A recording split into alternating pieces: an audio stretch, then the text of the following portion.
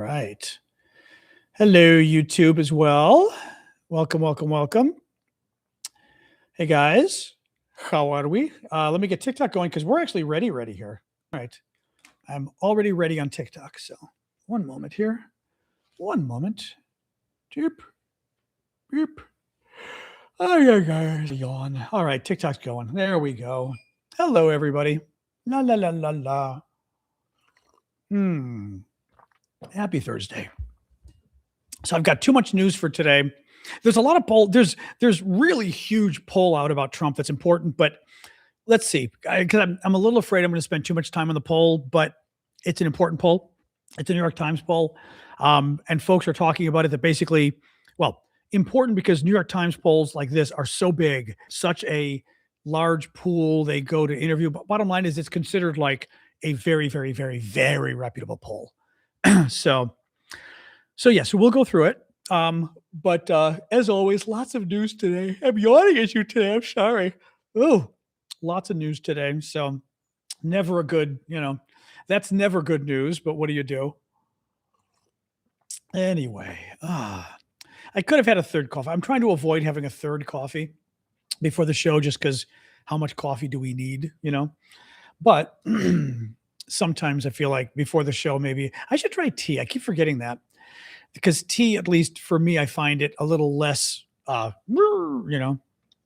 it's less caffeinating for me. So not a terrible idea. Anyway, welcome, guys. John Aravosis here. It's my show. We talk about the latest news from around the world.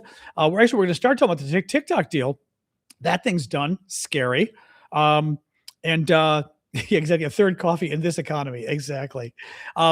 But we'll start with the TikTok deal, then get into obviously the ICE crap, the Greenland crap. Trump is, I love the Trump people.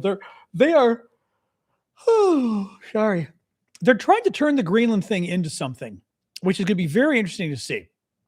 Trump caved yesterday, as you know, gave up on Greenland entirely, made a fool of himself. And now they're trying to get Denmark and Greenland to give up land. And that's insane. So let's see. I think the Trump people are playing games. They're already like putting stories out there. Oh, yes, the deal includes land America gets from Greenland. And the Greenlanders and the Danes are like, no, it doesn't. That's the Trump people playing games, leaking stuff to try to put pressure on you guys. Other news we've got is we're not going to talk about it, but we can later. But I'm yawning. I'm sorry, guys. Like I said, I should have had a coffee today. But the other news is we've got a huge winter storm coming to hit all of us, much of the country, like, I don't know if it's 60% or something. It's huge because we're a pretty big country. Snow, pretty good snow. DC, I think the latest was 6 to 12 inches, which is nice because 6 to 12 inches is like this to this, which is pretty good. It's not quite Montreal or Chicago, but kind of fun for DC especially. I miss having snow because we haven't had anything good in the last few years. So yes, I already had shopped the other day. I decided I was actually getting low on milk. My milk does very well in this fridge, but I worry because it's 10 days older than the milk expired on January 10th, or the expiration was January 10th, but it's still good today. Today's January 12th, 12 days later. So it does really good in this fridge, but it's, 12 days over, it's going to start tasting funny soon. So I had to buy milk. Surprisingly, milk was okay, which I was shocked. The big problem, milk was okay. Eggs were okay, which it never is. When you have snow coming, they always freak out. The big thing was cream. I wanted cream for cooking really more because I'll use it for cooking occasionally. They were out of cream. And I'm like, you're out of cream. I had to buy light cream. And I was like, well, okay, I'll buy light cream. That's a little healthier. But you're out of cream. You have milk and eggs, but you're out of cream. Anyway, welcome everybody. Let's dive into the news here. The weekend. We've got our coffee talk this weekend, Saturday morning, as you know. Every Saturday morning-ish, 11 a.m. Eastern time U.S., I get together with the paid monthly subscribers. That's the super fans on TikTok, you poking you in the head. TikTok, the YouTube and Discord monthly subscribers as well. And I do a special hangout for you guys as a thank you. So it's fun. We hang for about an hour. It's quite cash, just smaller audience. we just hang out and talk. It's fun. So that's what you get if you're a super fan. So consider joining. And with no further ado, let's get rolling, guys. Jens is doing another gift membership. God bless Jens for Mama's Knows Best. Mama's Knows Best. You can join us on the Saturday show now. Thanks to Jens for a month. Let's get rolling. Otherwise, guys, please do, as I'm throwing my pen around, please do keep the gifts coming. Hi, dog. The dog's looking up at me like, why are you throwing things at me? Please do keep the gifts coming. I appreciate your support for my work. TikTok, all those gifts are fabulous. I mean, Superfan's good too, but the gifts throughout the show are great. I try to do shout outs for YouTube gifts and TikTok gifts. I mean, I can't do them all because, like, even right now for Dawn and Kelly and Cindy Lou, there's a few too many of the hearts and stuff. But the larger gifts, like the cake, thank you, Cindy, I always try to do a shout out. So thank you. All right, let's start with the TikTok news. So the TikTok deal, according to Semaphore, which is a good political publication here in Washington, D.C., the TikTok deal is done. The deal to sell TikTok's U.S. operations, the American operations, is done. It's supposed to go through by today, supposedly the 22nd. We haven't heard anything about that yet, but the news this morning was it's done. The scary part is it looks like the people buying it are the very people we were worried about. You know, Larry Ellison at Oracle and some of the others, basically Trump people. You know, this is scary stuff, guys. You know, the Trump people already bought CBS News, which is one of our top news outlets in the US, and they've been trying to magnify that. They're trying to buy CNN now, and now they just bought, you know, TikTok. I mean, and you know, normally in a normal America, you might say, well, you know, the guy who owns the network leans right, leans left. The network will be fair and independent. We don't live in normal America anymore, you know? So it's very scary stuff. Very scary stuff. So let's see. But yeah, so not you know, it was supposed to be today. We also don't know what's up with the algorithm. They haven't announced anything about that. In other words, will TikTok US operate differently now? Will the algorithm not be as good? Who the hell knows? We also, by the way, as creators, we don't know what the payment situation is. Are they going to continue to pay us? Are we going to get the gifts? Are we going to still have gifts? What's the percentage we get from gifts? I mean, everything's up for grabs. You know, do we get money for video views, which we got until now? Who knows? So very scary, uncertain stuff. Greenland, I mentioned this at the beginning of the show, the Trump people pretty much lying about Greenland. Trump's people are trying to pretend like Greenland and Denmark already agreed to give up land. They're giving Greenland to America. They're giving America chunks of land in Greenland. And the Greenlanders and the Danes were like, no, I don't think so. It's, you know, nobody knows what's going on. To some degree, this is a bit of a joke. They're talking again. I'll tell you sort of what they're talking about. They're talking about creating a significant, oh, thank you, Gene. That's a very nice gift. Woo. Cool race car. Thank you, Gene. Very sweet of you. I appreciate that. They're talking about creating a significant new NATO mission in the Arctic. Okay. We could have done that anyway. We didn't need to have the U.S. threaten to go to war with NATO, which of course has left a horrible situation now as far as what the aftermath of that is. Listen to this now. They want to update a pact signed between Denmark and the U.S. in 1951. The pact gives the U.S. military wide access to Greenland and autonomous Danish territory for operations, including the construction and operation of military bases. American officials have said they are concerned that this access could be curbed or ended if Greenland were to obtain independence. Okay, fair enough. Right? So if we were to build bases in Greenland, we're afraid that if Greenland ever becomes independent, they might kick us out. Well, here's a few things, okay? First of all, right now, we're allowed to put, thank you, Marianne. Right now, we're allowed to put pretty much as many troops and bases as we want in Greenland. We had 20,000 men there before and women, and we removed them after the Cold War. We got rid of them. So we're already allowed to put an infinite number of troops in Greenland practically, and we have had no interest in doing it.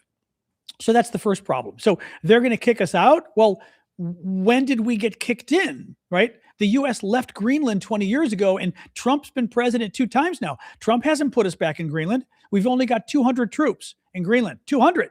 We had 20,000 during the Cold War. So it's kind of a joke that, the U.S. is so worried that Greenland might kick us out. Thank you, Luis. You can't kick us out if we're not kicked in. Right? You can't kick us out if we're not there. And we're not there. We've chosen not to be there. Second thing, if Greenland becomes independent, they could ask us to leave. Yeah, that's what independent countries do. If Greenland becomes independent, they have the right to ask us to leave. Yeah. I mean, you know what I mean? It's kind of a weird hegemonic complaint to make. Nonetheless, it's a little weird. What the Americans are talking about, or NATO officials, is this. NATO officials have discussed expanding the 1951 pact with a new agreement that would effectively create pockets of American soil in the territory. So basically, NATO officials, and Greenland and Denmark are going, are you crazy? NATO officials said, hey, why don't we just give America the land under their bases? And that way the Greenlanders can't kick them out, because literally we'll give part of Greenland to America. And it's and again, Greenlanders going, why would we do that? Danes going, why would we do that? I mean, this is ridiculous, guys. It's absolutely ridiculous. The final point, which, I don't object to the last point, restrict non-NATO member countries, particularly Russia and China, from obtaining rights to mine the rare earth minerals that lie deep under Greenland. Okay, works for me. Greenland's a NATO ally anyway. They shouldn't have the Russians and the Chinese mining rare earth minerals, I would say. But I'm fine with tightening that up a little bit. That works for me, right? An agreement that says don't go in there, Russia and China. Yeah, that works. But that's about it. The rest of it is again, what did they even agree to? They didn't agree to anything. Donald Trump caved on Greenland. Where he wanted to pretend and of course, Fox News did this whole thing earlier today. Hey, Sean Hannity, oh my God, the victory, it's amazing. Nothing was agreed to. Proven by what I just told you. Nothing was agreed to yet with Trump, with Greenland, because Trump was negotiating with Mark Rutte, who's the Secretary General of NATO. Well, he has no say over what happens in Greenland and Denmark. He's NATO. I mean, Greenland and Denmark are part of NATO, but it's not like NATO runs us. NATO doesn't get to decide what to do with American territory. They don't get to decide what to do with Danish territory or Greenland's territory. So Trump, nothing's been agreed to yet, and Trump claimed victory, and the Trump people are claiming victory, and Fox News is claiming victory over. Basically, Donald Trump got scared because the economy started crashing again. The stock market, the economy, I should say, the stock market crashed like 2 or 3%. Bond yields went through the roof, which is basically interest rates, which is mortgage rates, started climbing because of what Trump did, and he started freaking out. And there was the risk of the Europeans selling their debt, the American debt that they own. All of that freaked Trump out, and he caved. That's all that happened here. Trump's Board of Peace. So Trump held the inaugural meeting of the Board of Peace today. Trump's Board of Peace is an alternative United Nations run by Donald Trump. I kid you not. I mean, the writers of Leviticus couldn't have written this better than what this is. An evil businessman is going to run his own United Nations now, that all the countries in the world are going to have to bow down before him. Tell me this doesn't sound biblical. I mean, but that's what it is. The Board of Peace, you may recall, was supposed to be an organization that would be formed to help oversee Gaza after peace is there. Well, it's no longer about Gaza. It now literally is about running the entire world. And Donald Trump is the chairman. And here's the good part. Reuters, I think it found today, Reuters and the New York Times, it was Reuters, found today that not only, how Trump was appointed chairman to run the thing and everyone gets a vote, but Trump gets a veto. So Trump gets to decide if something actually happens or not. So every country in the world gets a vote, but Trump gets the final say. And permanent members have to pay $1 billion. Again, this is not a United States run organization. It's a Donald Trump run organization. Permanent members pay $1 billion. Who does the $1 billion go to? A private bank account. Who's running the private bank account? The chairman, Donald Trump. It gets better. The documents do not say that the president of the United States is the chairman. Thank you, Pillowhead. Appreciate that. The documents for this Board of Peace do not say that the president of the United States is the chairman. So you might ask, well, but I'm confused. I thought Donald Trump was the chairman. That's right. The documents say that Donald Trump is the chairman, not the president of the United States. So when he leaves office, Donald Trump will remain the chairman of this rival United Nations with billions of dollars built from other countries around the world. This is insane. Again, guys, it's not the president of the United States running this thing. It's Donald Trump. It's absolutely insane. Who's joined? So far, it's a bunch of despots and autocrats, some of the worst countries in the world. Some nice countries too, like Morocco, but still despot. It's a lot of the Middle Eastern despots. Israel reportedly has joined, but now I'm hearing it's not quite clear. Among the normal developed countries, nobody other than Hungary, but big surprise on Hungary, right? I mean, Hungary, they work for the Russians. I mean, of course, the Hungarians joined. But beyond that, beyond that, listen to this wonderful list. Belarus, he invited Belarus. Belarus is one of the worst dictatorships in the world. It is a Russian stooge. And Trump invited them. They said yes. Morocco, Vietnam, Kazakhstan, Hungary, Pakistan, Paraguay, another great place, Albania, Uzbekistan, Bahrain, Qatar, Indonesia, okay, Kosovo, not sure what they're doing there, Egypt, and Armenia. Listen to this from the article today. Canada said it has agreed in principle to join, but details are being worked out. Canadians, you got some work for yourselves out there. Canada is going to join this thing?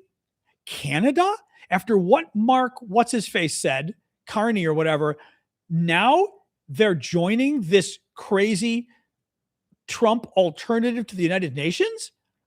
I mean, that's insane. Thank you, lady, for the gift. Absolutely insane.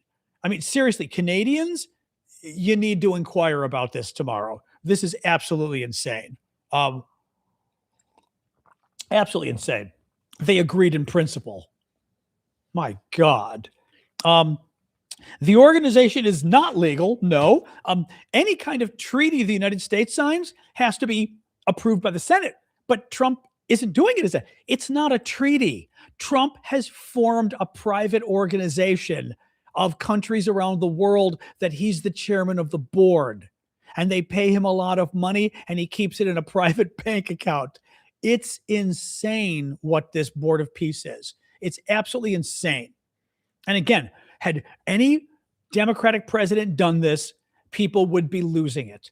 I mean, and taking billions of dollars and setting up an alternative United Nations that, again, that Donald Trump is the chairman of, not the president of the United States, Donald Trump. When Trump leaves office, hopefully soon, he will still remain the head of this world body because he's the chairman. Yeah, Canada better not join this thing. I mean, that's for sure. That's for sure. That's exactly it. And he'll have billions of dollars in his pocket as well. Man. I mean, it's really, like I said, unbelievable. Jack Smith hearing today. So there were hearings today in the House of Representatives. Basically, Jack Smith is the special counsel that investigated Trump for his various crimes, including the insurrection, January 6th, trying to violently overthrow our government, and also stealing the classified information. As you'll recall, Trump had taken a ton of classified information, which is illegal when he left the presidency. He hid it. he didn't really hide it. He stored it in bathrooms and ballrooms where guests were, highly classified information, including top secret code word stuff. And then when the US government asked for the information back because it was illegal for Trump to have it, he said no, and he obstructed justice to hide it. So he was going to be indicted by Jack Smith, and because the Supreme Court weighed in, and basically the Supreme Court weighed in, the indictment went away, and Trump was running, became president again. Everything got wiped away. Well, the Republicans have established a new January 6th committee to prove that January 6th was actually the fault of Democrats. Yes. Sure. I'm quite serious. They literally formed a new committee to prove Democrats were responsible for January 6th, which was a bunch of MAGA supporters who went to the Capitol and stormed it. You all saw the videos. They were not Democrats trying to stop the election. But the Jack Smith, the Republicans want to throw him in prison. They want to throw everybody in prison who's a Democrat, but they want to throw Jack Smith in prison because he was the special prosecutor, and they had him testify behind closed doors. He wanted to go public, and this time he got to go public. So he testified publicly. He's a very smart lawyer, and he let me just read you this from ABC and the New York Times. ABC, former special counsel Jack Smith, testifying Thursday before the GOP-led House Judiciary Committee, was unequivocal about who caused the January 6, 2021 attack on the U.S. Capitol. Quote, "Our investigation revealed that Donald Trump is the person who caused January 6th, that it was foreseeable to him, and that he sought to exploit the violence," Smith testified. Quote, "We followed the facts and we followed the law. Where that led us was to an indictment of an unprecedented criminal scheme to block the peaceful transfer of power," end quote. New York Times, asked to comment on Mr. Trump's threat on Truth Social during his testimony, which included a call for disbarment, Trump threatened Smith while Smith was testifying. Trump went public and threatened him. Mr. Smith suggested he expected federal prosecutors to investigate his actions. Quote, "I believe that they will do everything in their power to do that because they've been ordered to by the president," he said. "The statements are meant to intimidate me. I will not be intimidated. I think these statements are also made as a warning to others what will happen if they stand up."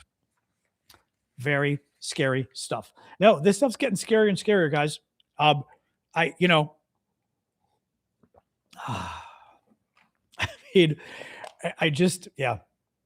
Something's got to happen. Something has got to happen. I don't know what, but this can't go on like this. Huge New York Times poll. Let's talk about the New York Times poll. Thank you, MC. So the good news is the New York Times poll, which is a hugely important poll. All the political observers said this actually is important. Trump is in trouble. All the people who voted for him, remember all those new people who voted for Trump? They hate him now.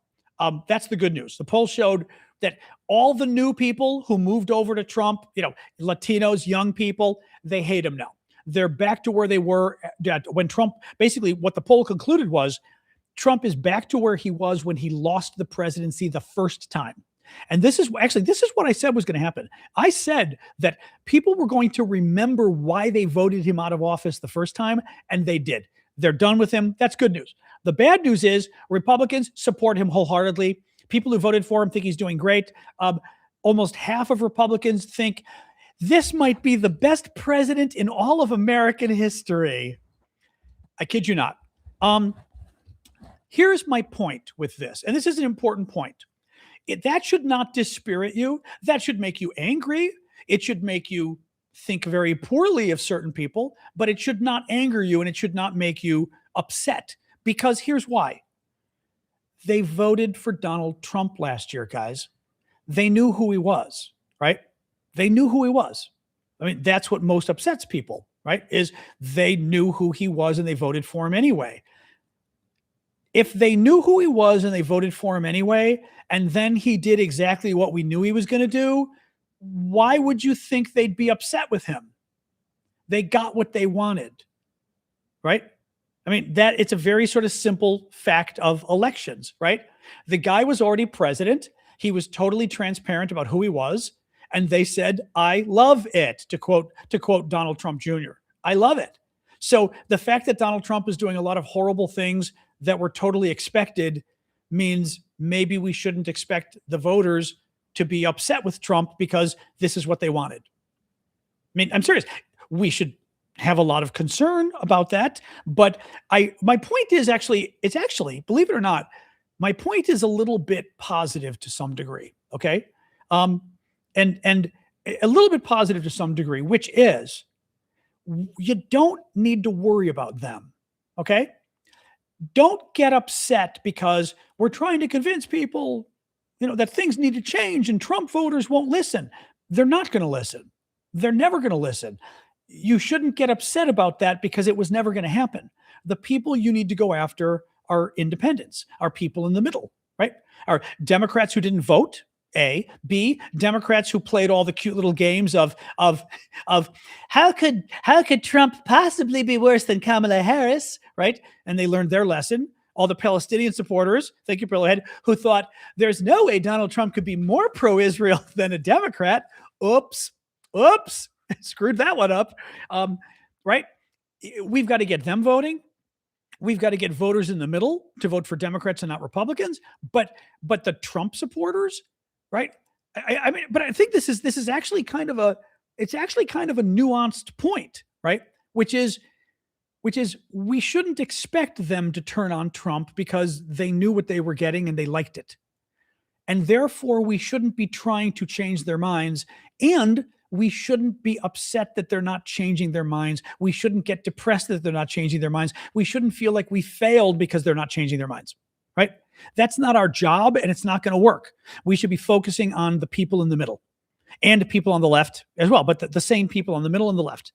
They're the ones who need to vote. And sure, if you want to spend a little bit of time on some of the Trump supporters who, meaning solid Republicans who might vote against him, sure, at this point, I'm not convinced anybody's going to vote against him at this point on the Republican side. Because again, if you voted for Donald Trump a year ago, you knew exactly what you were getting. I doubt you're disappointed, right? So anyway, I'm going to read through some of the details of the poll because I think it is very interesting. Let me see how much I get through because it's a lot, but it's very interesting though. It's actually good. It's good stuff in terms of how poorly he's doing, which is good. Let me see here. Okay, Nate Cohn, who is a New York Times political analyst guy, about the poll. Listen to this. And thank you, Carrie. Just to tell you how good this poll is, Donald Trump said, "I'm going to sue the New York Times for billions," he said today, because he's upset about the poll. Literally. Thank you for that, by the way. Who is that? Carrie? Thank you, Carrie. But that should tell you how good the poll is. He's going to sue for billions over the poll. So listen to this. This is from Nate Cohn, New York Times. The second Trump coalition has unraveled. The major demographic shifts of the last election have snapped back. In today's poll, Trump's approval rating by demographic group looks almost exactly as it did in our polling in the run-up to his defeat in 2020. Again, they're saying he did well a year ago, and now he's back to where he was when he lost the election.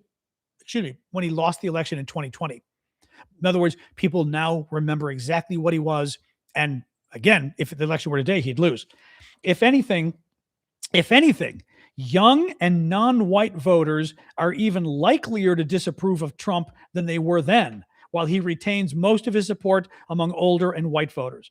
Similarly, Democrats have regained their usual advantage among young, non-white, and low turnout voters in the race for control of Congress. Overall, Democrats lead by 5 percentage points among registered voters nationwide, a tally that would easily be enough for the party to take the Congress in November. It's the largest lead for the Democrats in a Time Siena national poll since 2020, and it's similar to Joe Biden's eventual 4.5-point popular vote victory that year. There is one exception to this reversion to the old first-term norm, party ID. Self-identified Democrats had outnumbered Republicans for decades before the GOP edged ahead in 2024. And Republicans continue to lead by 3 points in today's poll.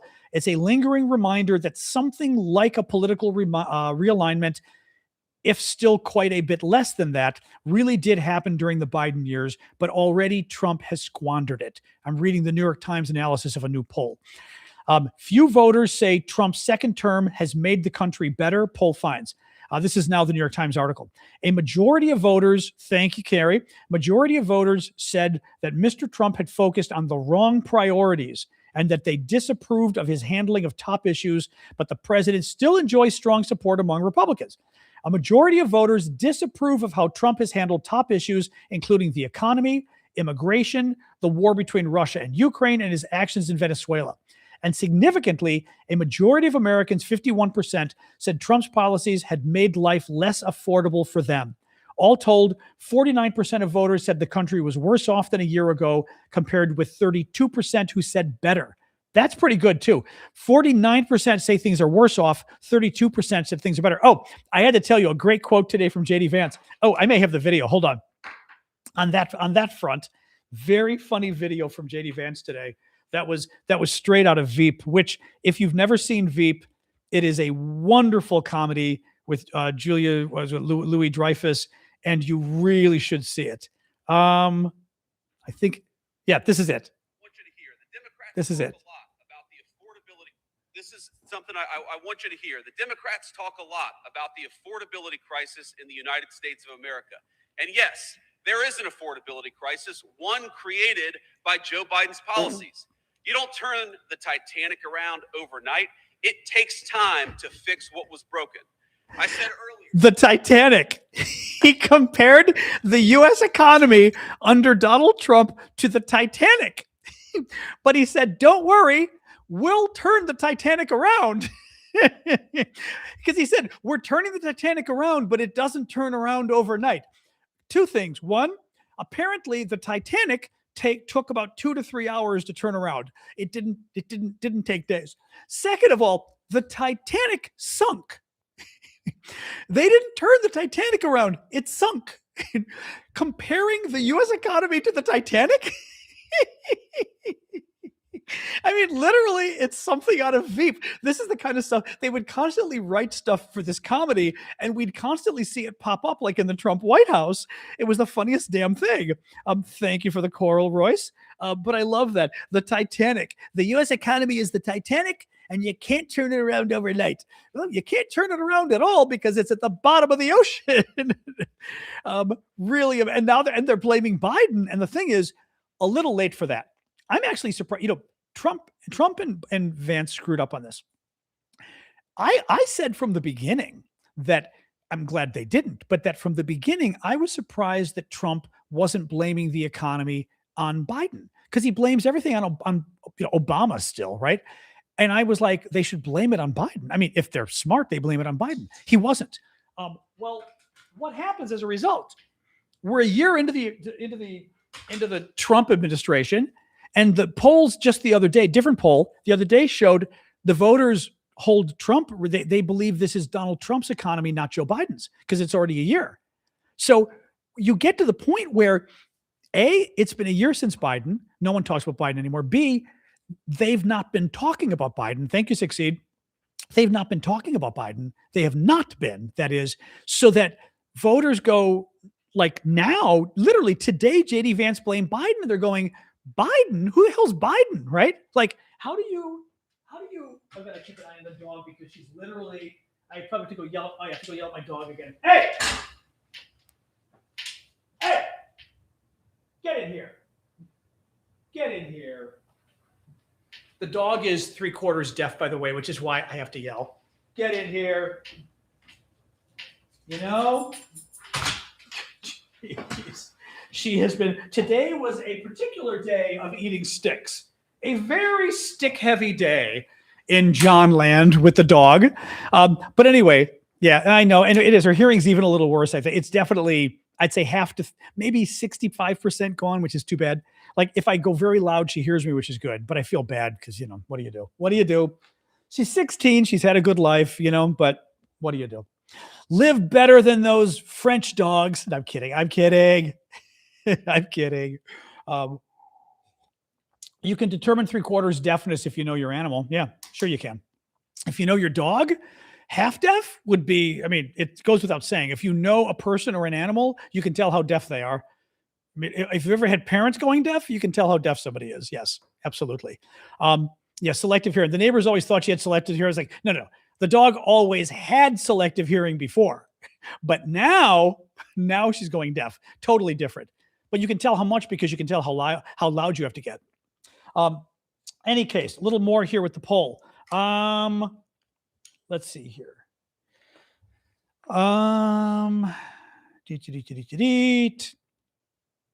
In a hypothetical question about the 2026 midterm elections, those are the congressional elections this year, voters favored a Democratic candidate over a Republican by 5 percentage points, 48 to 43. The Democratic edge among independent voters was 15 percentage points, although a sizable share of independents declined to pick a party. 15 points is still good among independents. But 45% of Republicans said Trump is one of the best presidents ever. Here's my favorite quote from one of the Trump supporters in the New York Times. Quote, I think he must be doing something right when there are so many people opposed to him, said Paul Minahani, 77, a real estate broker who lives in Dedham, Massachusetts. I think he must be doing something right when there are so many people opposed to him. Yeah, because that's the true marker of whether you're doing something right is when there have been so many complaints about your work, so many complaints about so many things you've done in your job. That's usually the sign that you're really good at your job because there's been so many complaints about your work. Totally normal analysis. Yeah. That is, again, we've talked about it. That's why I'm saying you will never convince him. If Trump, I mean, not even Trump, they will come up with whatever logic they need to justify their vote. That's it. That's it. They voted for the guy. They knew who he was. There's probably some embarrassment because even though they like what he's doing, they don't like to be associated with what he's doing. We found this, historically, this happens in elections. Voters don't like to be perceived as publicly racist. And we used to find in the South that Republicans would do very well. In the polls, Democrats would be like tied with Republicans running for Senate in like North Carolina, Jesse Helms. And they'd be like, Democrats would be really close to beating the Republican. And then the election would happen and Democrats would lose by a lot. And the thought was it was basically racism if there were blacks running, for example, because people didn't want to admit they didn't want to vote for a black candidate. So they said, oh yeah, I'd consider voting for him. And then when they got in the ballot box, they went, no way, because of the racism. And I think it's very similar with this kind of stuff, where basically, you know why you support this guy, right? What Trump is doing is not a surprise. I mean, it's a surprise in the sense of how dare he, but at the same time, are we actually surprised? Like, oh, I never thought Donald Trump was capable of this, right? Come on, right? So the issue becomes, again, they knew what they were voting for, but I still think maybe they're a little embarrassed about what they were voting for. So they like it, but they don't want to admit it publicly. And that's what that analysis is basically no matter what Trump does, there will be some kind of contortionist analysis trying to justify it. And they'll always find some twisted way to justify it, unfortunately. Let me look here. Well, okay, a couple different things. Do you think the country is generally better off than it was a year ago, about the same or worse? All respondents, 32% better off, 49% worse. Democrats and Republicans, screw it. You can imagine where they are. Independents are the important one. Independents, 24% better off, 52% worse off. That's good. Remember I was telling you, it's the people in the middle we've got to get. People in the middle hate this guy. 24% think the country's better off with Donald Trump now. 52% think the country's worse off with Donald Trump. That's a big deal. Little bit more here. Do you approve or disapprove of the way Trump is handling various issues? 1, his job as president. 40% approve, 56% disapprove. That's overall, but these are all overall. Hang on a sec. The border between the U.S. and Mexico, 50% approve, 46% disapprove. That's decent. Managing the federal government, 42% approve, 56% disapprove. Venezuela, 41% approve, 53% disapprove. Oh, they polled Republicans in this poll? Get this. did you approve of the invasion of Venezuela? And maybe 80% or 90% said yes, right? Would you approve of Donald Trump has talked about the United States running Venezuela for a few years? Would you approve of the United States running Venezuela for a few years? 73% of Republicans said yes. I mean, this is what I mean, guys. They literally voted to end all U.S. military adventures abroad, right? Nation building. That was the big bad word they used, Republicans used. 73% of Republicans of the latest poll said they would approve of Donald Trump, of America, taking over control and the day-to-day running of the independent country of Venezuela for the next few years. And in the poll, they said they're okay with that. There's nothing these guys won't agree to. There's nothing they won't agree to. That's the thing. That turns the election on its head. That is literally the opposite of what they voted for. That was one of their most important issues that they were voting for, and it totally flipped it on its head. Immigration, 40% approve, 58% disapprove. The economy, 40% approve, 58% disapprove. Again, relationships with other countries, 39% approve, 58% disapprove. This is the New York Times poll. The Israeli-Palestinian conflict, 37% approve of how Trump is doing, 54% disapprove. The cost of living, inflation, the price of goods, 34% approve of how Trump is doing, 64% disapprove. This is where he's toast. Because in America, inflation is the big, thank you, Bowie. Inflation is the big issue. That's what screwed Biden. Democrats have said for 30 years, it's the economy, stupid. That's the quote. The quote, the Democrats helping Bill Clinton run for president. So his advisors kept saying, it's the economy, stupid. It's the economy, stupid. That was the quote Clinton's advisors were giving him. And people always vote on the economy. And in this case, the cost of living, 34%. Oh, thank you, Annie. 34% of Americans approve of the way Trump is handling inflation. 64% oppose. The war between Russia and Ukraine, 34% approve of how Trump is handling it. 58% oppose. That one blows my mind. I'd want to know more, though. Like, what the hell is that about, right? The Epstein files, mods, remember, knock them out of the ballpark. You know who I'm talking about. Those people should not, I mean, you know this anyway. I know it takes a second, but those guys are one step away from, thank you. You already got him. Thank you. The Epstein files. The Epstein files was the worst issue for Trump. 22% of Americans approve of how Trump is handling Epstein. 66% disapprove. Now, the other interesting thing, and we'll talk about ICE now next. The other interesting thing was J.D. Vance today talking about ICE and said, well, and if anybody breaks the law, of course, we will hold any officers responsible in ICE who break the law. They'll, of course, have to follow the law, blah, blah, blah, blah, blah. And some reporter said to him, well, wait a minute. The other day you said ICE was immune.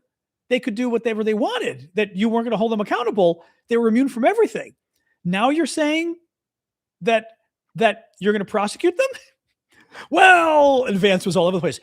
What everybody figured out was J.D. Vance and Donald Trump saw the polling about what's going on with ICE and how people are reacting to what's happening in Minnesota, and it freaked them out. That they were told the Americans even who supported you probably are freaked out. And by the way, the congressional election freaked out, but that what's happening in Minnesota is freaking people out. Republicans are scared. And now the Trump, literally J.D. Vance saying, and if any ICE officer breaks the law, we'll hold them accountable. When have they said that? Everybody said that's bad polling. That is because of bad polling that they're freaking out now. So that's good news. There was a big AP story today, Associated Press, that it's a big story, that ICE agents have been told in their training that they can knock down doors without a judge, without a court warrant, without a warrant from the court. In America, Fourth Amendment, search and seizure, under our Constitution, like probably all of your countries, right? Under our Constitution, you have to have a court order for a police officer to enter your home, and certainly to knock down your door. ICE agents were told they didn't need a court order. But they were told in a document during their training, they were like the trainers, I think it was the trainers themselves, they wouldn't give them the paperwork. They simply said, okay, in the middle of your training, here's an additional fact about your training that you can read for 5 minutes. You can't take any notes, and you're giving the paper back to us. And if you tell anybody, we'll prosecute you. So they literally kept it secret because it violates U.S. law, telling these guys that they can barge down doors without a court order. They can't. And they've been told to do it. I mean, yeah. Yep. And again, you wonder why. They grabbed a 5-year-old boy today and used him as a hostage. Oh, that was a good one, or the last day or so. Let me pull this picture up. Liam Conejo Ramos. And Conejo, his middle name is Conejo, which is rabbit in Spanish. Liam Conejo Ramos was 5-year-old, grabbed by ICE officers and marched to the door of his home and forced to knock on his door. Okay? They forced him to knock on the door to try to get his dad to come out because they wanted to arrest his father. And they did. I'm going to show you a picture of this boy. They took a 5-year-old boy, people, okay? Took a 5-year-old boy. And hang on, I'm going to just lightening this up a little bit for you. Took a 5-year-old boy, basically put him under arrest. These are men with guns. Took a 5-year-old boy, marched him to his home and said, the men with guns standing around. I mean, and again, you have to see what this boy looks like with his little outfit. This is how he was dressed when they arrested him. Okay. Look at this kid. I mean, you guys can, I'll show you in a second. Look at this kid. This is the picture when they arrest. That's the ICE agent holding the kid from behind. I mean, okay. Now imagine your 5-year-old child. Okay. Men with guns have now taken your 5-year-old child. Again, imagine a 5-year-old. Okay. Liam Conejo Ramos. Google the story. It's everywhere. Mods, do double time on TikTok for this. Imagine your 5-year-old child has been arrested and taken by men with guns. Imagine how a 5-year-old would react to that. Okay. I mean, imagine a 5-year-old, men with guns have taken him and are holding him. Where is mommy? Where is daddy? Okay. No, but I mean, I can't even imagine. I remember freaking out when my mom left me at one of the neighbors once. And I remember I was so upset. I was 5 years old. And I still remember being terrified at this woman's house. It's funny, like some of the stuff that sticks with you. You know what I mean? Imagine being grabbed by men with guns and they marched him to the front door and made him knock on the door to force the father to come out because they had the son hostage. The father came out and the men with guns took his father away. On so many levels, this poor kid, okay? I mean, think of what this kid went through. Think of the fact, too, I hope this kid doesn't fully realize what happened because he got his father arrested, basically.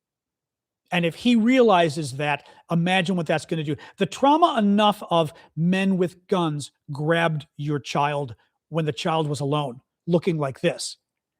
But you as the kid have to remember that you knocked on the door and got daddy arrested by the guys with guns. I mean, it's a horrific story. Absolutely. I mean, and again, this is what they do. This is the perfect example of what they do. You know, it's absolutely sickening what they're doing. And I tell you, like, again, had a Democratic president grabbed a 5-year-old, had, and again, men with guns grab a 5-year-old child. Again, in a Democratic administration, the FBI and the Justice Department and Homeland Security imagine under Joe Biden, they sent men with guns to grab this kid. That would have been the end of the presidency. And everybody who grabbed the kid would have been under indictment. There's just no way that they would have gotten away with it. And this is the kind of stuff we're doing now to children. I mean, again, it goes to the very basic core of who we are as a people, right? Dad's here illegal. You want to deport him. Okay. Right. I mean, if he's not a criminal, I'd really prefer you go after criminals first, but right. Okay. But we can agree to disagree on whether dad should have been the first guy to go after. You took his kid hostage. And again, you weren't just playing psychological games with the dad. You were playing with the kid's psychology. You took a small kid captive by men with guns. Seriously, right? I mean, seriously. I can't even with these people. I'm getting there, doing a little myself there. Just unbelievable. Absolutely unbelievable. Was that a Spider-Man backpack? I wasn't. I knew it was like a kid's backpack. You're kidding. It is. Oh, I think it is. He's got a Spider-Man backpack. Look at the kid's face. Look at the little hat he's wearing. He's wearing a Spider-Man backpack. Yeah.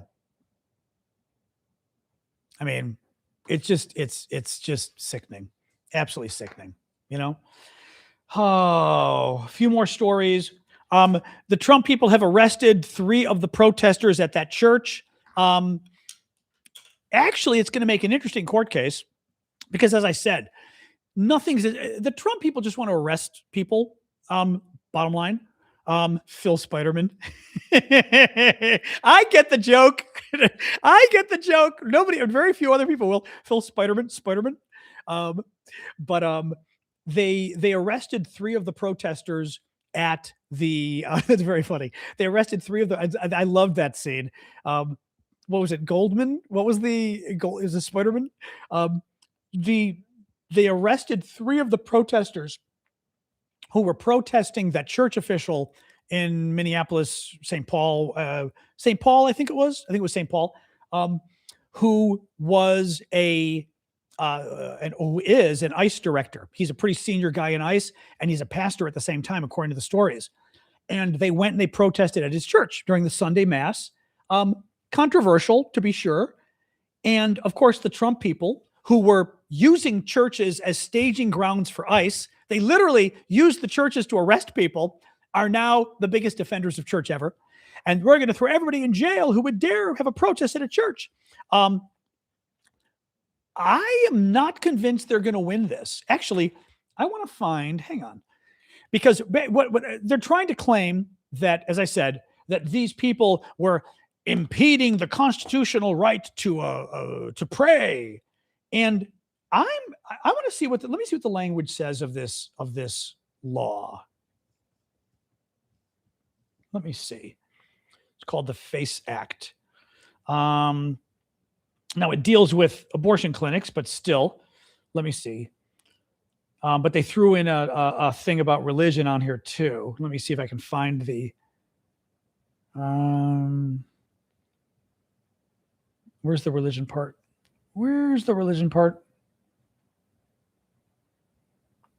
They must have done an amendment. To add the religion thing on it. Shoot, I can ask ChatGPT. Hold on. How does the FACE Act apply to religion? I want to find.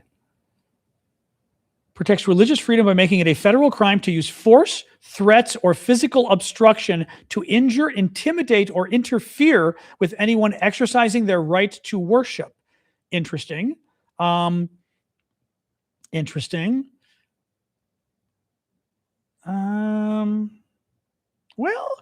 again, I'd have to see the language of the law. That's an interesting question as to whether or not. What is this? The problem is I can't find anybody impartial. I'm trying to find like somebody impartial doing an analysis of this, because what it comes down to is, and I mentioned this the other day, is the law looking at intent at all?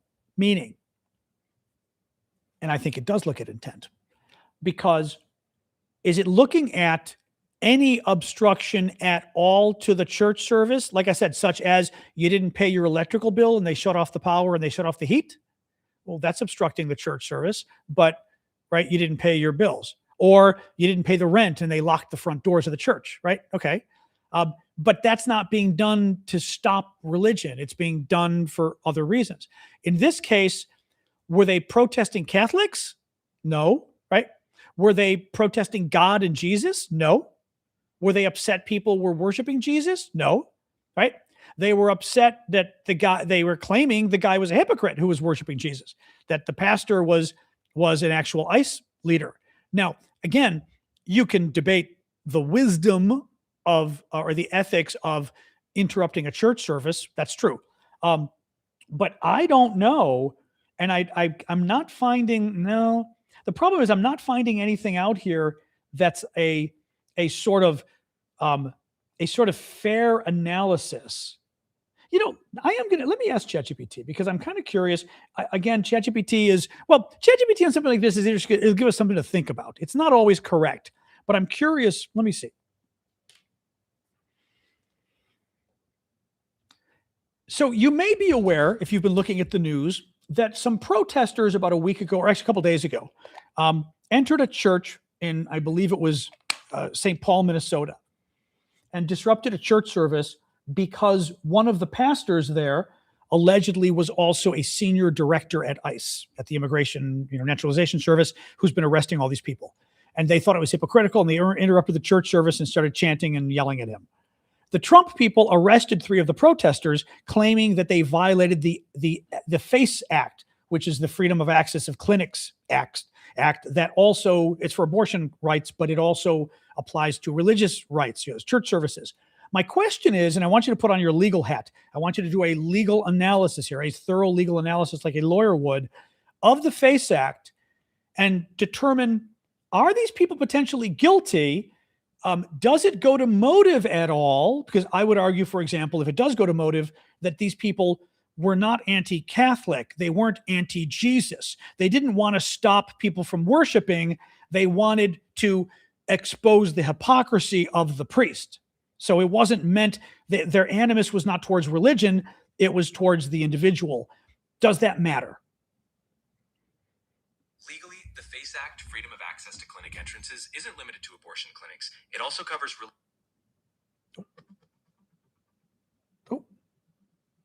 Hold on. The FACE Act does protect access to religious services, not just clinics, so disrupting a church service could potentially fall under it. Motive, however, can be tricky. While the law focuses on protecting the act of worship itself, not just animus toward religion, courts often look at intent. If the disruption was aimed at exposing a particular individual's actions, not stopping worship, that could be a factor in how a court sees it. But ultimately, the legality will hinge on whether their actions obstructed others from freely exercising their religious rights. Has that act ever been used to punish or to prosecute people who protested in a church?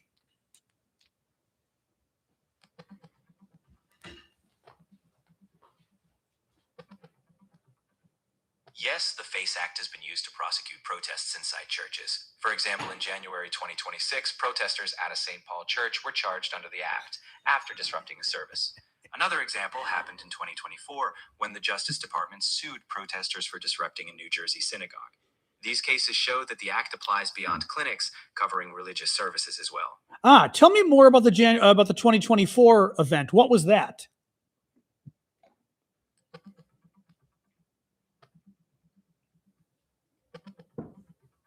In November 2024, a protest took place at Congregation or Torah in West Orange, New Jersey, where pro-Palestinian groups allegedly disrupted a religious event using physical assaults and noise. In 2025, the Justice Department sued the groups and individuals under the FACE Act, marking the first time. Okay, but tell me more about that case. Do a little research. Why did the protesters pick that synagogue to protest?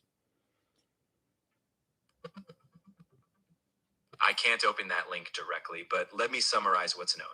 The protesters targeted that specific synagogue because an event was being held there, which they associated with pro-Israel or Zionist causes. Pro-Palestinian activists often pick sites based on events or speakers they see as tied to political stances on Israel and Palestine. In this case, the DOJ's filing referenced the disruption of... See, interesting. That's interesting. that's an interesting case. That's an interesting case. It certainly is a case that walks a finer line, right?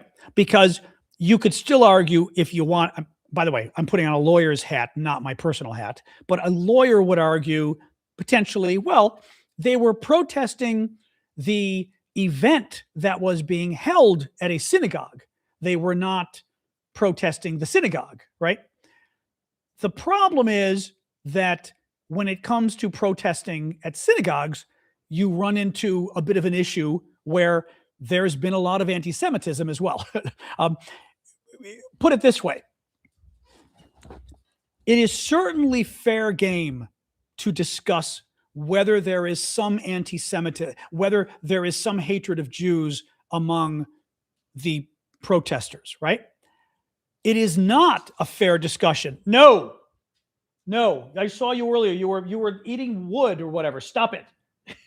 It is not a fair discussion to say, well, the people protesting ICE at that church, some of them really don't like Catholics, and that's why they were doing it. There's no way, right? The ICE protesters, there was zero I say Catholic. I don't know if they were Catholic. They might have been something else. I think they were something else, but let's just say they were Catholic.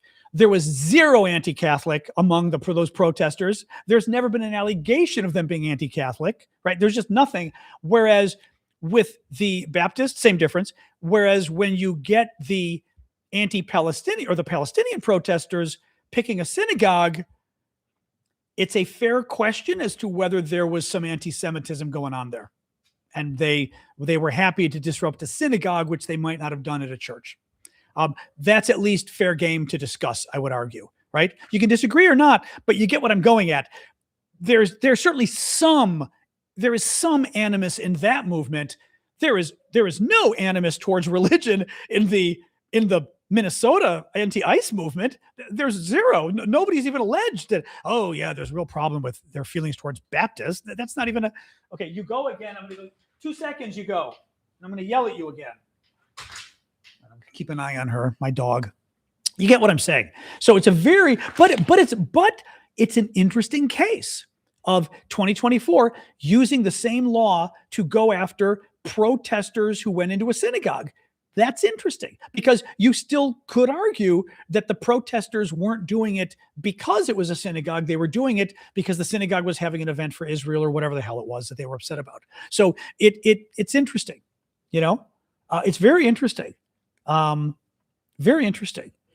No, it's it's an interesting case as far as that goes. What else we got? So Don Lemon. So the Trump people, I keep an eye on my dog here. Don't you do it. Don't do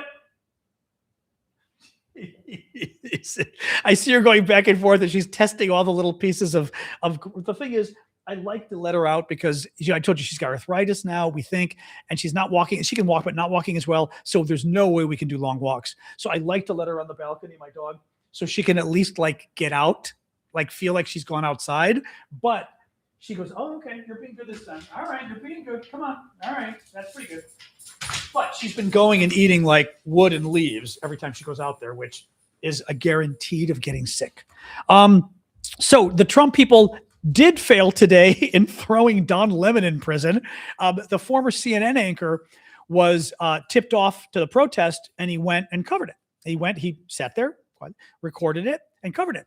And of course, the Trump people, they hate Don Lemon. He's gay, he's black, he's CNN, was CNN, 3 big negatives. And they vowed they were going to throw him in prison for reporting on the protest. Stop, enough of you, no more. For reporting on the protest. And the federal magistrate today in Minnesota refused, this is the New York Times, a federal magistrate judge in Minnesota refused to approve a criminal complaint against the former CNN anchor Don Lemon in connection with a protest at a church in St. Paul.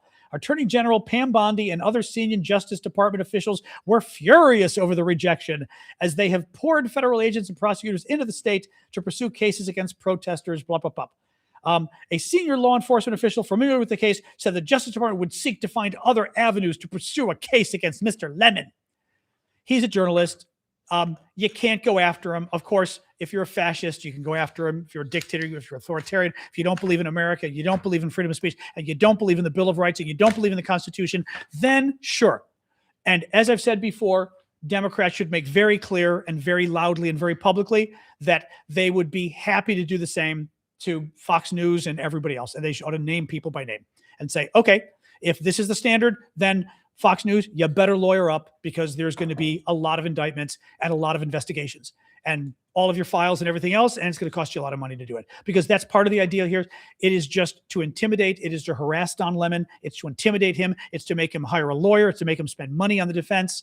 It's just meant to be obnoxious and harass people who are good Americans, who are exercising their constitutional rights. And that's the very reason they're being harassed. So unbelievable, and yet so believable, because we're dealing with, we are dealing with an attack on America here. So big surprise there, So anyway, you're leaving too, because I can tell what's underlying your comment. There we go. John, he is badass, but also, you know what? Even if it's Fox, even if it's some right-wing nut job, if they're covering it as press, that doesn't count as being one of the protesters. It just doesn't. I think Don is working on his own now. I think he's got his own network now, so to speak.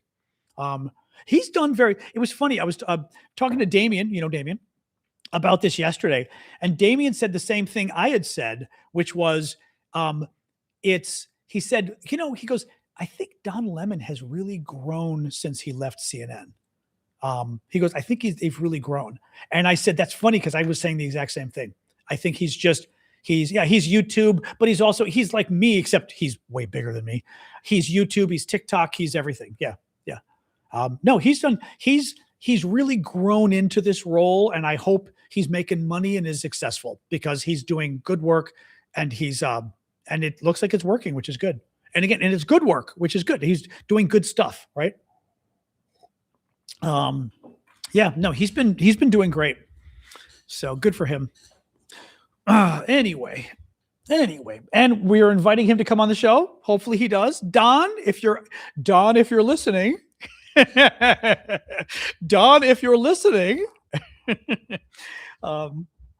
Russia, if you're listening, but no, he's amazing. So I did go on his show once on CNN. It was fun. It was back in, I think, 2020. We were talking about the election or something, and we had a lot of fun. It was a fun.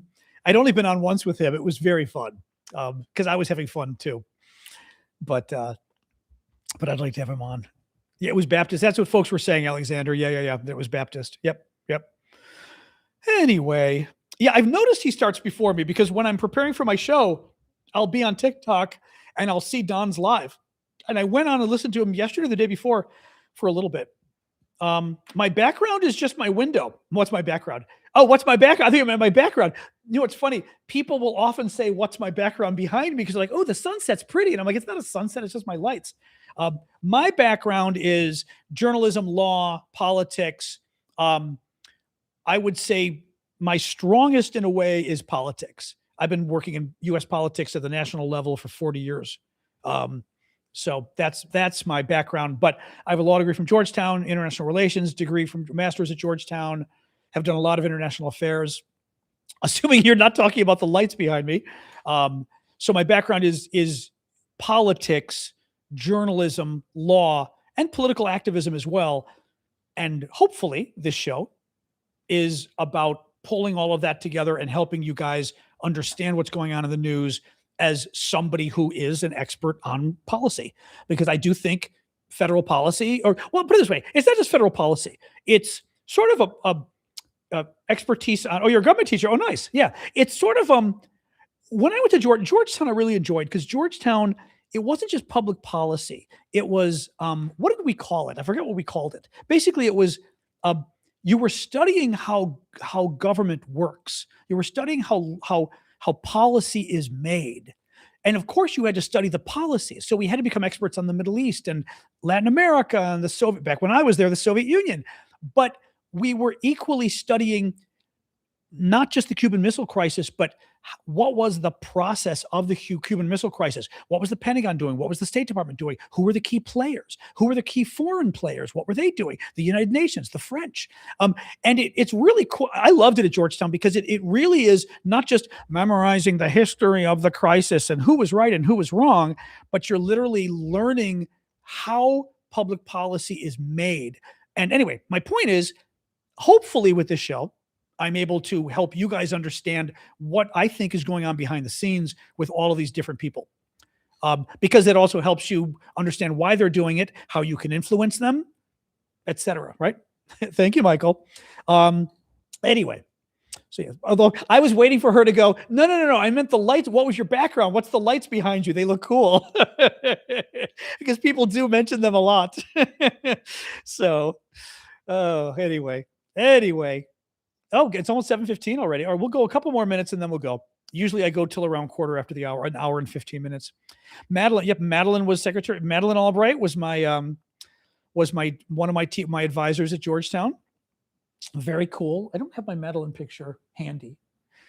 It's kind of in a pile in the other room. But yeah, I did find one of my essays I did for her about Greek-Turkish crisis that she gave me an A on. But I get a nice little note from her, and then she signed it, which was kind of neat. So that was kind of cool. Yeah. No, I liked Madeline. She liked to help the women, which was fair enough because women, obviously, growing up as a woman in foreign policy, she knew women needed a little extra help because it was a man's business, so she was very good about that too, with women, helping them, mentoring them. But guys too. Anyway. Oh, the map. I do. I've got the map over. The map's over there. Anyway, and Zelensky did give a kind of an interesting speech today. Zelensky gave kind of a full-throated speech, kind of criticizing the Europeans. Thanks, Pillowhead. I did not see that, Carol. Gave a speech criticizing the Europeans, basically saying, look, you've had a year or a couple years of this Russian invasion, and you're still not ready to defend yourselves against the Russians. And he's not wrong. I mean, and if anything, the Trump stuff should have been obvious already, but the Trump stuff should be very obvious now.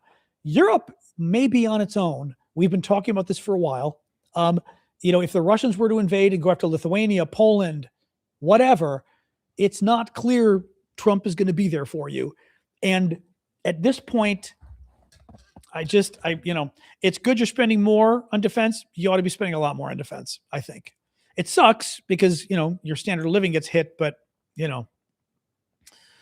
it's not good. So Zelensky gave quite a strong speech criticizing the Europeans for not being sort of more prepared militarily just to protect themselves at this point from Russia, which I thought was interesting. Zelensky, yeah, I doubt if he was in line to line his pocket, he'd go into another business. Being under Russian bombing for 3 years isn't really a way to line your pocket. So don't think so. Yeah, Russia's winning all 1.5 million casualties. Yeah. I consider that winning though.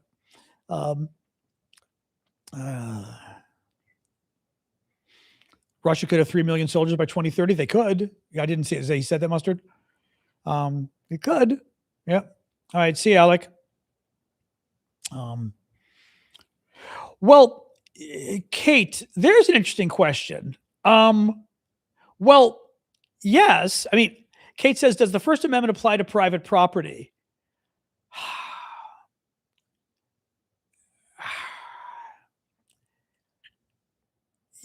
I mean, it depends. It's actually a little complicated because First Amendment applies to government.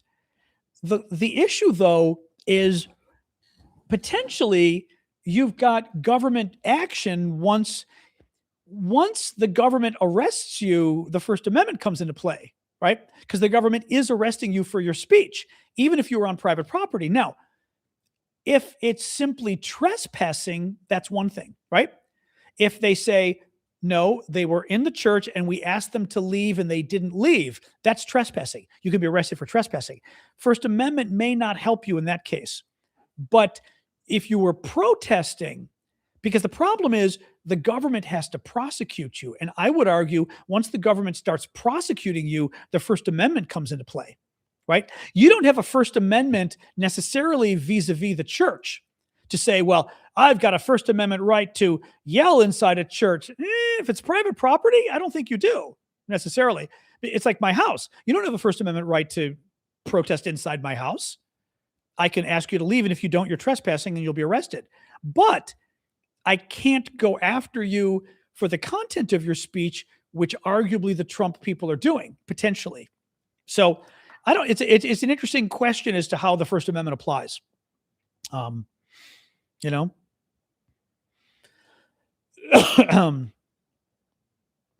I mean, no other news on TikTok. The TikTok stuff, there was a big story a few hours ago. I talked about it at the beginning of the show that that TikTok US, the deal is done to sell it to the Trump people, the Trump allies. But no, I don't, you know, there was nothing else that I saw talking about it though, at this point. So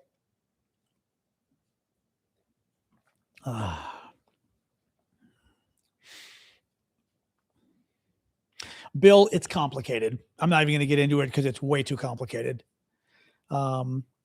Anyway, like I said, I'm going to go in a second, guys. We're already over, but well, the algorithm shouldn't be messed up yet, but it may be. Let's see what happens. Let's see what happens. You know. Anyway, all right, guys. I think we may sign off at 7:20. This sweater, this is red. You've seen this one before. I don't wear it much because it's a very winter sweater, but I like it because it's one of my European sweaters, even though I think it might be American, but it's a little more French, I would argue. I specifically loved these sweaters in France because the French will often, they like their zip up sweaters, which, although I think this is American, is it Levi's? I think it might be a Levi's, actually. Is it? I can't remember now. I don't think I can see the tag. Yep, I don't think you can see the tag. Yeah, I will have to report back to you, but I can't remember if this is just one of my Levi sweaters or not. Yep. I don't see anything back there. No. Oh, well, it's too hard to figure out. No. I think the sweater, you know what? I think the sweater on this one, this was a crazy sweater that I think had the label here, and I always hated it, so I finally cut it off because it used to just piss me off, you know? I know this. Well, no, the coffee mug, hello, dog. The coffee mug I cannot make available to you because someone's daughter designed this. Their 13-year-old daughter designed this mug in design class in like junior high or whatever, middle school, and did it for me. She designed it for me and then got it printed. So this is a one of a kind. People have mentioned this before. We said, you got to figure out how to sell the mugs. But you know, I hear you. I know. She's like, we're getting close to that time. You give me a treat. I think we are. I don't know what that means. Kind-hearted.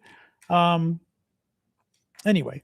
All right. Anyway, I'm going to get going, guys. So yeah, tomorrow we've got our show as always, 6:00 Eastern time. And then Saturday, this is not the gas station sweater. No, the gas station sweater is the black one. I love that one. That's my favorite. No, this one I think I got in the States, but I'm a little surprised because it's kind of cool for an American sweater. I mean, this thing's 30 years old. This thing's probably from maybe 1990s. I'll bet you it's got to be 30 years old. But it's cut kind of nicely for an American sweater. You know, it's French. I mean, even though it's not French, it's a French style, I would say. Yeah. Hi, dog. I know, crazy. You'll get your treat in a second. Oh my God. By the way, the one thing I figured out with the dog too, she whines all the time, and a little part of me was a little bit worried that maybe she's in pain or something. Once we go to sleep at night, she's fine the whole night. I mean, she may have to get up to go to the bathroom, but the whining does not happen when we're in bed. As soon as we go to bed, she's like, okay, which means the whining is whining. you know. But yes, the snow is coming Saturday night. We'll do a quick look. The latest, thank you, 336. Good to see you. I told you, I think of species 8472 whenever I see you. Let me see here. Capital Weather Gang. Sasha, 1 second. Oh my God. Capital Weather Gang. These guys are very good. They do some of the best snow updates. Let's see what they're saying. We had a beautiful sunset tonight too. Oh my God. Capitol Hill Trader Joe's completely. So people are freaking out about the snow. The thing is, well, the problem is we're going to get snow and then bad ice, but it's only going to be like for a day or two. I mean, it's not going to be bad. I don't know what the problem is. Yeah, we had beautiful sunsets tonight. Oh my God. It was Sasha. Just wait. Trying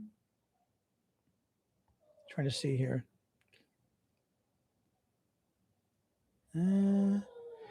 It can wait.